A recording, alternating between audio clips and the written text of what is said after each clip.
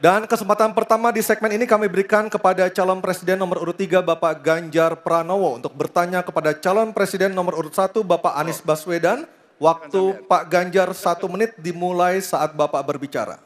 Mas Anies, anggaran pertahanan belum ideal. Tadi saya sampaikan kita perlu 1-2% dari PDB. Sekarang masih 0,78%. Ini data. Untuk beli alutsista masih harus ngutang dan utang kita di 2023 naik dari 20,7 miliar dolar menjadi 25 miliar dolar. Padahal target Renstra kita, perlu saya panjangkan, rencana strategis ya. Minimum essential force di 2024 tidak tercapai kira-kira. Karena sekarang hanya 65,49% dari target. Kira-kira menjadi pertanyaan saya nih Mas Anies. Apa solusi ekonomi pertahanannya untuk kita bisa mengejar ketertinggalan dan kemudian menyelesaikan persoalan-persoalan itu agar pertahanan kita menjadi strong? Baik, masih ada Bapak sedikit lagi? Cukup. Baik. Baik, terima kasih Pak Ganjar. Mohon untuk tenang. Kami persilakan Bapak Anies Baswedan untuk menjawab waktu Bapak 2 menit. Silakan. Terima kasih Pak Ganjar. Jadi terkait dengan anggaran pertahanan, seperti tadi disampaikan kita masih di bawah. Kalau tadi disebutkan 0,78, kami memandang memang perlu sampai dengan 1-1,5% yang kita butuhkan. Dan untuk itu maka kita harus memperbesar GDP kita, memperbesar APBN kita. Karena itulah pertumbuhan ekonomi menjadi penting. Dengan pertumbuhan ekonomi yang merata dan berkualitas, harapannya maka kita memiliki masukan negara yang cukup. Kemudian yang kedua, tadi terkait dengan hutang. Hutang-hutang yang digunakan untuk aktivitas produktif yang meningkatkan kesejahteraan, menumbuhkan perekonomian. Itu juga salah satu cara untuk memperbesar APBN kita dengan adanya pendapatan ini. Yang ketiga adalah bagaimana pajak kita diperluas basisnya, ditingkatkan efektivitasnya. Lagi-lagi untuk meningkatkan pendapatan. Namun yang tidak kalah penting adalah memastikan bahwa praktek-praktek koruptif yang membuat anggaran terserap tidak secara optimal itu ditiadakan. Dengan begitu maka porsi yang kita miliki untuk sektor pertahanan akan bisa kita alokasikan. Tanpa kita memiliki anggaran yang cukup, maka alokasi di sini menjadi berat.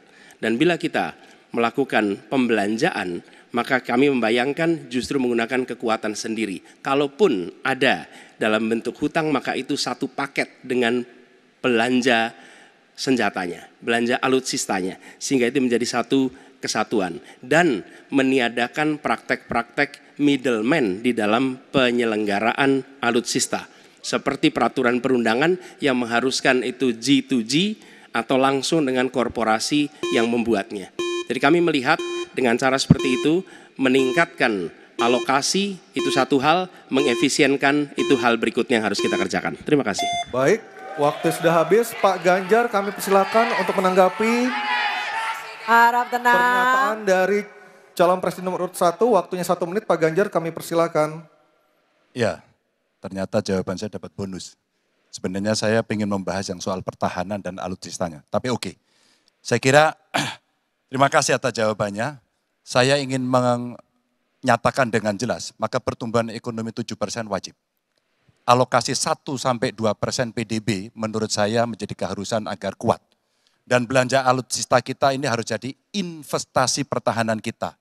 Tanknya dibuat di Pindad, helinya di PT DI, fregatnya ada di PT PAL, sibernya ada di PT LEN. Maka kalau kemudian itu bisa kita optimalkan betul-betul, rasa-rasanya apa yang ingin kita capai dari minimum essential forces-nya akan tercapai. Kalau kita lihat di 2024 yang rasa-rasanya agak berat bisa dicapai, maka saya khawatir makin mundur, tidak ajak dalam perencanaan, ini menyulitkan.